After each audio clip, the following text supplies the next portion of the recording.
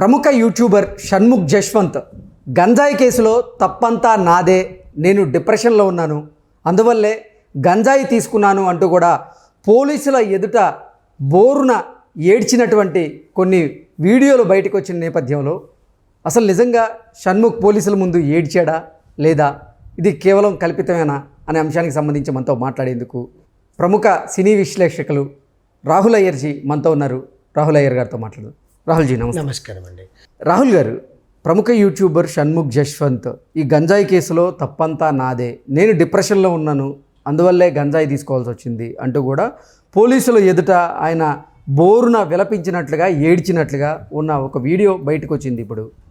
అది ఇప్పుడు సర్వత్రా చర్చనీయాంశంగా మారిన నేపథ్యంలో ఏంటి ఆ వీడియోలో ఉన్న మాటలు, ఆయన ఏడ్చింది అంతా వాస్తవమేనా లేదంటే ఇది కల్పితమా అంటే ఏం చెప్తారు? బేసికల్గా ఏంటంటేనండి, నేను ఇంతకు ముందు కూడా చెప్పినట్టు తప్పు చేసిన ప్రతి ఒక్కరికి కన్నీరు అనేది వస్తుంది. మనం ఏదో ఒక క్షణంలో, ఓకే అది ఒంటరిగా ఉన్నప్పుడా వేరే వాళ్ళ ఎదుటనా అనేది తప్పు అనేది మన మనస్సాక్షికి తెలిసిన విషయం.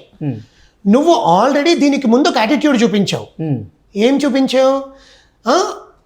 నేను మా అన్నయ్యని కలవడానికి వెళ్ళి మా అన్నయ్య విషయంలో ఉన్న కేసులో నన్ను ఇరికించారు, నన్ను డిఫేమ్ చేశారు, నాకు ఒక 10-15 సినిమాలు వచ్చేసాయి, ఆ సినిమాలన్నీ మీ వల్ల పోయాయి, నేను అసలు నేను ఇంకా తలెత్తుకోలేను, నా యూట్యూబ్లో నా కల్ట్ ఫ్యాన్స్ నన్ను ఎలా చూస్తారని నువ్వు ఇంత యాటిట్యూడ్ ఇచ్చి నువ్వు ఈరోజు తప్పు జరిగింది నువ్వు తీసుకున్నావని పోలీసులు నిర్ధారణ చేశాక ఈ ఏడుపులు ఎందుకు?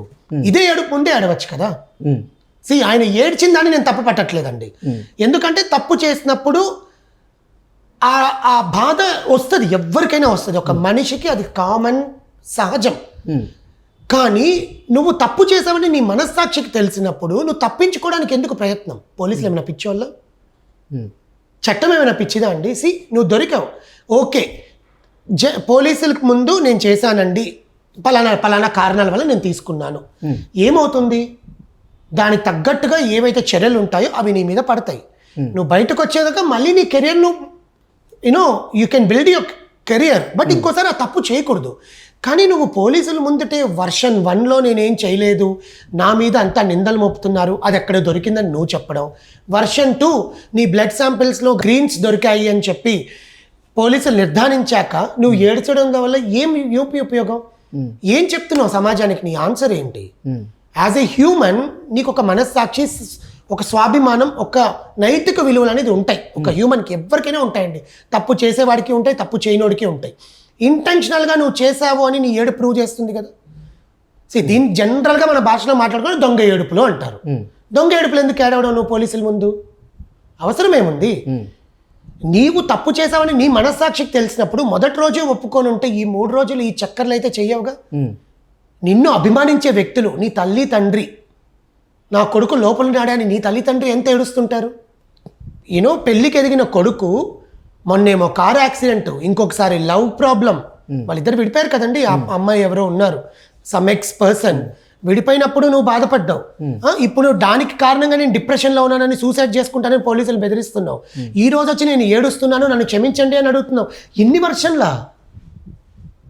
వర్షన్లు ఎందుకు? ఆర్ట్ కమలాసన్ అంటారు కదండి, అలా చేస్తున్నావు. నువ్వే అంటావు, అరే ఏంట్రా ఇది ఆర్ట్ కమలాసన్ అని నువ్వేగా ఆ వైవా ఆ సాఫ్ట్వేర్ ఏయో దాంట్లో చెప్పావు. ఆ యాక్టింగ్లు పోలీసు గురించి చెప్తే చల్లవమ్మా. నిజం చెప్తున్నాం, నిజంగా you have to prove as a human being first. నువ్వు తప్పు చేసావు, దొరికింది, సంథింగ్ హ్యాపెండ్, అది సహజం, నువ్వు ఒప్పుకో. ఫస్ట్ మెంటల్గా నువ్వు ఫిక్స్ అవ్వు. అరే మనం దొరికిపోయాం, ఏదో జరిగిందో ఇప్పుడు నేను తప్పు చేశాను అనుకోండి, నేను దొరికిపోయాను అనుకోండి, నేను పోలీసుల ముందు ఏడ్చిన క్షణాలు కూడా చాలా ఉంటాయి, ఎవరికైనా ఉంటాయి. పోలీసులనే కాదండి, దేవుడి ముందు కూడా ఏడుస్తాం కదా. నేను తప్పు చేశాను, నన్ను క్షమించాను, దేవుడి ముందు ఏడ్చమా? అంతే కదా చేస్తాం ఎవరైనా కూడా. అలాంటిది నీ ఏడుపు నేను తప్పనట్లేదు, కానీ ఇదే ఏడుపు నువ్వు మొదటి రోజు నుంచి ఏడ్చుంటే ఇన్ని రావు కదా నీ మీద రూమర్స్. ఒకదాని మీద ఒకటి నీ కెరియర్ని నువ్వు మళ్ళీ ఎలా బిల్డప్ చేసుకుంటావు? నీ పేరెంట్స్ ముందు తలెత్తి ఎలా నిలబడతావు? డబ్బు ఉంటే సరిపోదు, దానికి తగ్గట్టుగా నీకు ఒక వాల్యూ ఉండాలి. ఆ కోర్ వాల్యూస్ని నువ్వు కోల్పోతున్నావు షణ్ముఖ్. సీరియస్లీ అండి, ఆ కోర్ వాల్యూస్ని కోల్పోతున్నాడు ఒక మనిషి.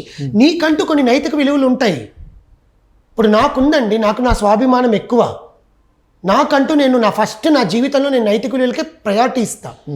అలాంటిది నువ్వు ఒక యూట్యూబర్, సోషల్ ఇన్ఫ్లుయెన్సర్గా 100 మందికి నువ్వు ఇన్స్పైర్గా ఉండి చాలామంది నిన్ను అమ్మాయిలు కానీ అబ్బాయిలు కానీ చిన్నపిల్లలు కానీ పెద్దవాళ్ళు కానీ ఎంతమంది నిన్ను అభిమానించే వాళ్ళకి నువ్వు ఇప్పుడు ఇలాంటి ఏడుపులు పెట్టి ఇలాంటివి చేస్తే నువ్వు ఎలా మళ్ళీ నీ కెరియర్ని బిల్డప్ చేసుకుంటావు అని నేను అడుగుతున్నా.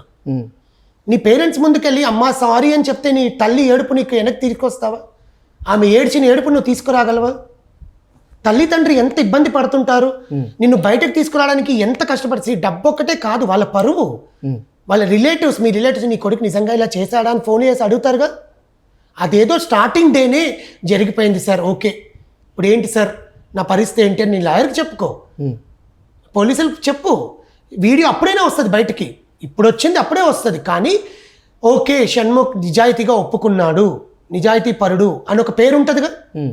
నువ్వు ముందు వర్షంలో యాటిట్యూడ్ చూపించి నీ వేస్ట్ ఆలోచనతో నీ వేస్ట్ మైండ్తో నేను తోపు, నా మీద పరువు నష్టం దావా వేయండి అమ్మాయి మీద అని చెప్పి ఇన్ని చేసి ఈరోజు తప్పు తెలిసాక నువ్వు నేను ఏడ్చాను, నేను ఏడుస్తున్నాను, నన్ను క్షమించండి, ఇది చెయ్యండి అని చెప్పి పోలీసుల ముందు నువ్వు ఏడిస్తే ఎవ్వరూ నమ్మరు.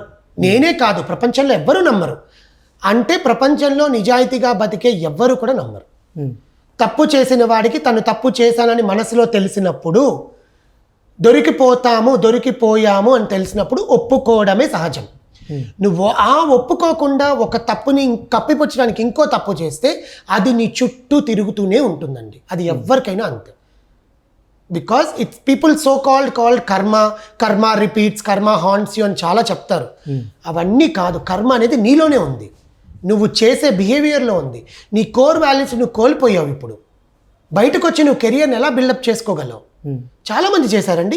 చాలా ఈ మధ్య కాలంలో సేమ్ యూట్యూబర్స్ ఇష్యూసే మనం చాలా చూస్తున్నాం. అవును, I don't want to say the names, ఇప్పుడు ఉండే ఇష్యూలు నేను తీసుకురాను, కానీ సేమ్ వాళ్ళు రిపీట్ చేశారు అనుకో, ఇంకొకసారి వాళ్ళకి జీవితం అనేది ఉండదు. నువ్వు కెరియర్గా ఇప్పుడు జాబ్ ఉండేవాడు చేశాడు అనుకోండి, ఇలాగా వాడు బయటకు వచ్చి ఇంకో జాబ్ ఎత్తుక్కుంటాడు. అవును, బిజినెస్ ఉండేవాడు చేశాడు అనుకోండి, బయటకు వచ్చి వాడు ఇంకో ఇడ్లీలో దోశలో అమ్ముకుంటాడు. కానీ నీ జీవితమే నటన. నువ్వు నీ నటననే నువ్వు మళ్ళీ అక్కడ నటిస్తుంటే పోలీసుల ముందు ఎందుకంత నటించడం? నిజాయితీగా ఒప్పుకో, చేతులెత్తి దండం పెట్టు, అయ్యా జడ్జి గారు క్షమించండి ఏదో ఒకటి అని. నీ లాయర్ ఉన్నారు, నీ తల్లిదండ్రులు ఉన్నారు నేను బయటకు తీసుకురావడానికి. ఇంకా నువ్వు అక్కడే నటిస్తూ నీ జీవితాన్ని ఒక అబద్ధం చేసేసుకుంటున్నావని నేను భావిస్తున్నానండి. అది షణ్ముఖ్ జశ్వంత్ అనే కాదు, ఎవరైనా కూడా. ఇప్పుడు ఆయనకు సపోర్ట్ చేసే ఆ కల్ట్ ఫ్యాన్స్ కూడా అలాగే చెప్తున్నాను. మీరు మీ షణ్ముఖ్ జశ్వంత్కి సపోర్ట్ చేశారు అంటే మీరు కూడా ఇరుక్కునే ఛాన్సెస్ ఎక్కువ ఉంటాయి. మీరు అదే విధంగా ప్రభావితమై మీ జీవితాన్ని నాశనం చేసుకుంటారు. అతనికి సపోర్ట్గా ఉండండి. బయటకు వచ్చాక అతని కేసులో లోపల ఉన్నాడా, బయట ఉన్నాడా, బెయిల్ మీద ఉన్నాడా అని మనకు తెలియదు. కానీ అతని ఈ ఇష్యూ నుంచి బయటకు వచ్చాక అతని మెంటల్ హెల్త్కి మీరు సపోర్ట్గా ఉండండి, కానీ ఈ ఇష్యూలో సపోర్ట్గా ఉండద్దు. ఇది ఒకటే నేను చెప్పదలుచుకున్నాను. ఈ దొంగేడుపులు మానేసి నిజాయితీగా చట్టపరంగా ఎటువంటి చర్యలు ఉంటాయా మీ అడ్వకేట్తో, మీ పేరెంట్స్తో మాట్లాడుకొని నీ లైఫ్ని కాపాడుకుంటామని యాజ్ ఏ అనలిస్ట్ నేను చెప్తున్నానండి ఈ ఛానల్ ద్వారా.